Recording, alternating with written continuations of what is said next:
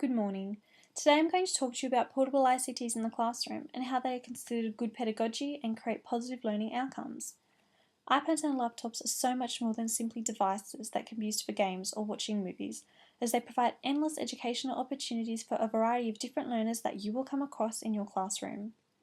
According to English teacher Alex Quigley, by making the iPad a tool primarily for group work and collaboration, it can greatly enhance learning in a myriad of ways. Collaboration is an important aspect of student learning, as students can greater enhance their knowledge, skills, and understanding when they work together. Newer technologies such as laptops and iPads should be used to embrace the same principles of effective group work and collaboration just as books do. Using iPads and laptops will greatly enhance student learning and create positive learning outcomes, as they are an excellent tool for storing, sharing, researching, exploring, assessing, annotating, etc. The uses are just limitless. Students will develop and increase their technological skills, communication and evaluating skills, and so much more. iPads and laptops can promote critical and higher order thinking, creativity, and independence, as students tend to express themselves more on an iPad or a laptop rather than face to face.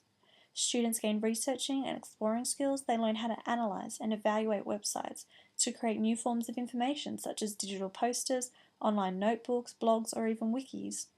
These skills relate to the higher levels of Bloom's revised taxonomy, which demonstrates how iPads and laptops, when used appropriately, can effectively create positive learning outcomes. Anderson and Krathwohl state that there is a higher, contextualized level of understanding which comes only with attempting to evaluate ideas and to try them out in new ways, or to create with them. Using iPads and laptops in your teaching practice are these new ways that teachers should be educating students, as they open up greater opportunities for a variety of different learners than textbooks ever possibly could. Students have more access to resources and can actually have an input in their learning experience, choosing which device, program, or app to use for a particular assignment. Teachers can also incorporate the use of digital portfolios or multimedia notebooks into the classroom, where they can monitor the overall progress of the students. So iPads are just outstanding tools for teaching, as they not only engage and stimulate students, but also create effective and useful pedagogy. Teachers can implement mobile learning into the iPad devices as well, which can be used to create positive learning outcomes. Some of these apps include Socrative, BrainPop, Video Science, ShowMe, Evernote, MathSpace, and so much more. They can be used to enhance student learning, as they are just so much more appealing and enticing to students. It gets their nose out of a textbook, and they are not restricted to just pen and paper, confined to the concrete walls of the classroom. Technological environments have no walls of confinement, and students are more willing to participate and actually enjoy themselves too. The approach is more one-to-one, and it directly focuses on each individual student's progress and achievement. Another technological approach to classroom learning is called the flipped classroom approach.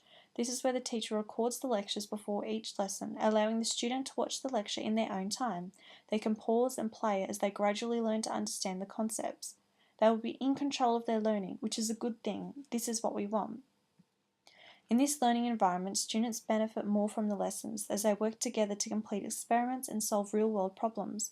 It becomes student-centered, where the teacher is a guide to encourage learning, not to direct it.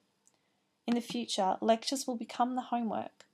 This demonstrates a good source of pedagogy, as students won't be so stressed or feel lost throughout the lectures, as recordings will allow them to learn at their own pace.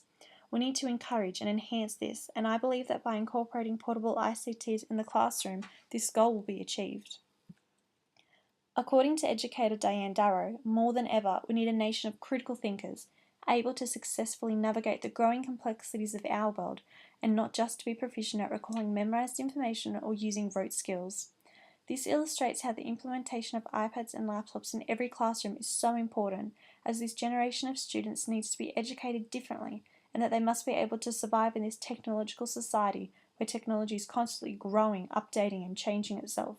They need to be technologically literate students that will be able to thrive in and contribute to our community.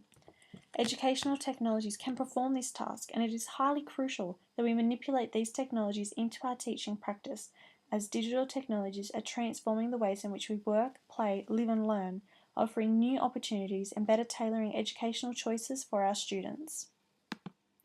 And these are just some of the resources that I used throughout this presentation. Thank you for listening.